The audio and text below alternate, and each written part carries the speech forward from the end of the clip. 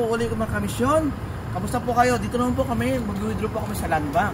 Ngayon po, kasama ko po si magandang Agilang Misyonera. Ngayon po, may nakita po kami dito na na isang babae na may anak, na umuubo po yung bata. Nagtitinda po siya na punta po natin. Ito po, nagtitinda po siya na ng itlog maalat. No? Kaya sabi ko, ano pong pangalan nyo? Rebecca. Rebecca.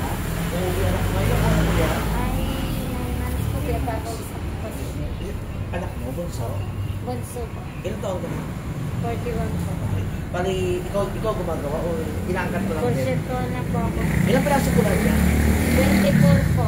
24. Tapos 6 po yung... Okay. Magkano kayo yung lahat? Magkano po 18? 392 po lahat. At 92. Lahat. Pati po to seto. Opo. Okay.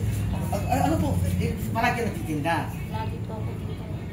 Oo, yung bata ko, sabi ko, meron po siyang primary complex, grocery.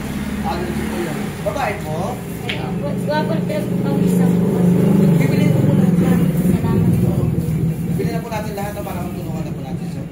Ma'am, ganda, pahingi na ako ng pambayad. Magkano lahat? Si ating misyonera. 392 po.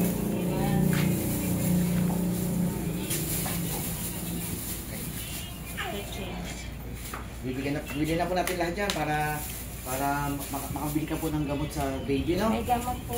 Pagka po. Ano lang po niya. Nagpapawisan po. Okay. Ito sa ito, masarap yan. Ako na. Tulungan mo siya. Ito po galing central po. Ako na. Ito lahat ng ano po ako.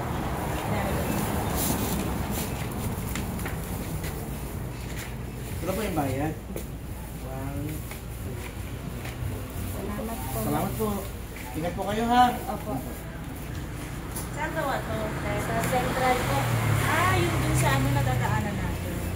Ang may-ari pa nagpapatinda sa akin dito po. Inaangkat niya lang. Inaangkat na po niya. Magkano tubo mo sa isang ano? Dress po. Salamat po, ha? Ingat po kayo. Sige, thank you po. Thank you po mga kamisyon.